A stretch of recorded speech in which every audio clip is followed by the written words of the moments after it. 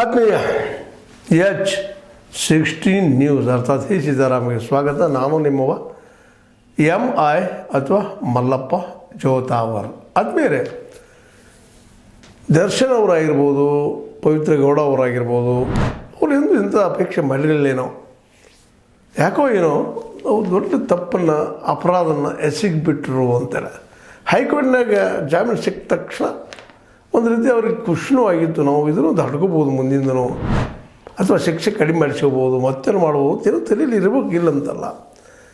ಮತ್ತು ಅದರಲ್ಲೂ ಯಾರ ಜವಾಬ್ದಾರಿನೂ ಹೊರದ್ರು ಇದನ್ನು ಮತ್ತೊಮ್ಮೆ ಸಾಬೀತಾಗುವಂಥ ವಿಷಯ ಆಗಿದೆ ಇವತ್ತು.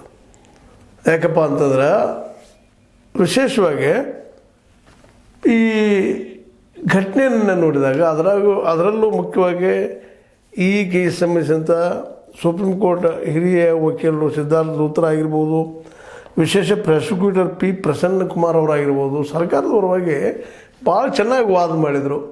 ಸುಪ್ರೀಂ ಕೋರ್ಟ್ನಲ್ಲೇ ಕನ್ವಿನ್ಸ್ ಮಾಡಿದರು. ಮತ್ತು ಕನ್ವಿನ್ಸ್ ಆಗುವಾಗಿದ್ದು ಪಾಯಿಂಟ್ಗಳು ಸಹಜವಾಗಿ ಪಾರ್ದೇವರವರಾಗಿರ್ಬೋದು, ನಮ್ಮ ಮಹಾದೇವನವರಾಗಿರ್ಬೋದು, ಸಹಜವಾಗಿ ಇವುಗಳನ್ನ ನೋಡಿದಾಗ ಯಾರಿಗಾದರೂ ಮೇಲ್ನೋಟಕ್ಕೆ ಅನಿಸಿಬಿಡ್ತದೆ, ಹೌದಪ್ಪ ಇದು ಅಪರಾಧ ಅಂತ.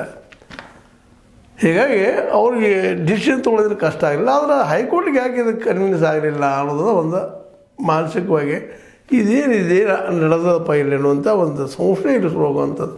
ಆದರೆ ಇವತ್ತು ಸುಪ್ರೀಂ ಕೋರ್ಟ್ ಇದ್ದಿದ್ದು ಸ್ಪಷ್ಟವಾಗಿ, ಅದರಲ್ಲೂ ನಮ್ಮಲ್ಲಿ ಪ್ರಾಮಾಣಿಕ ಇದ್ದಾರಪ್ಪ ವಕೀಲರು, ಯಾರಿಗೆ ಮಾರ್ಕೊಳ್ಳಾರದಂಥವ್ರು ಅನ್ನುವಂಥ ದಿಶೆಯಲ್ಲಿ ಸಹಿತ ನಾವೆಲ್ಲ ಹೆಮ್ಮೆ ಪಡುವಂಥ ಒಂದು ಕೆಲಸ ದರ್ಶನ್ ಅವರಿಗೆ ಜಾಮೀನು ನಿರಾಕರಣೆ ಆಗಿದ್ದ ನೆಲೆಗಟ್ಟಿನಲ್ಲಿ ನಾವು ನೋಡಬೇಕಾಗಿದೆ. ಇದರರ್ಥ ಇಲ್ಲಿ ಯಾರೂ ದರ್ಶನ್ ಅವರ ಅಥವಾ ಪವಿತ್ರ ಗೌಡ ಅವ್ರ ವಿರೋಧಿ ಯಾರೂ ಇಲ್ಲ. ಆದರೆ ಅವ್ರು ಮಾಡಿದ ಕ್ರಿಯೆ ಇರೋದಲ್ಲ, ಅದು ಡಿಜಿಟಲ್ ಮೀಡಿಯಾದಿಂದಾಗಿ ಇದು ಭಾಳ ದೊಡ್ಡ ಇವತ್ತು ಶಿಕ್ಷೆ ಅಥವಾ ಜಾಮೀನನ್ನು ತಪ್ಪಿಸಿಕೊಳ್ಳಾರ ಸ್ಥಿತಿ ಕಾರಣೀಕರ್ತರು ಯಾರಪ್ಪ ಅಂದ್ರೆ ಡಿಜಿಟಲ್ ಮೀಡಿಯಾ. ಅವರೇನು ಸ್ವತಃ ತಮ್ಮಸ್ತವ ಮಾಡಿದ್ದು, ಅಲ್ಲಿ ಹೋಗಿದ್ದು, ನೋಡಿದ್ದು, ತಮ್ಮ ಜೊತೆ ಕರ್ಕೊಂಡು ಹೋಗಿದ್ದು, ರೇಣುಕಾ ಸ್ವಾಮಿಯನ್ನು ಹಿಡ್ಕೊಂಡು ಹೋಗಿದ್ದು, ಅಲ್ಲೇ ಅವ್ರ ಮೇಲೆ ದಾಳಿ ಮಾಡಿದ್ದು, ಅದ್ರಲ್ಲಿ ಮೇನ್ ಪವಿತ್ರ ಗೌಡ ಆಯ್ತು, ನಮ್ಮ ದರ್ಶನ್ ಅವರು ಆಯ್ತು ಅಟ್ಯಾಕ್ ಮಾಡಿದ್ದು, ಒಂದು ಎರಡೆಲ್ಲ ದೃಶ್ಯಗಳು ಇವತ್ತು ನಮ್ಮ ಕಣ್ಮುಂದಿದ್ದಾವೆ. ಕಣ್ಮುಂದಿದ್ದಾಗ ಯಾವ ನೆಲೆಯಲ್ಲಿ ನಮ್ಮ ಈ ದರ್ಶನ್ ಅವರಿಗೆ ಈ ಒಂದು ಏನಪ್ಪ ಅಂದ್ರೆ ಜಾಮೀನು ಕೊಡೋಕ್ಕೆ ಸಾಧ್ಯ ಇತ್ತು ಅಂತೇಳಿ.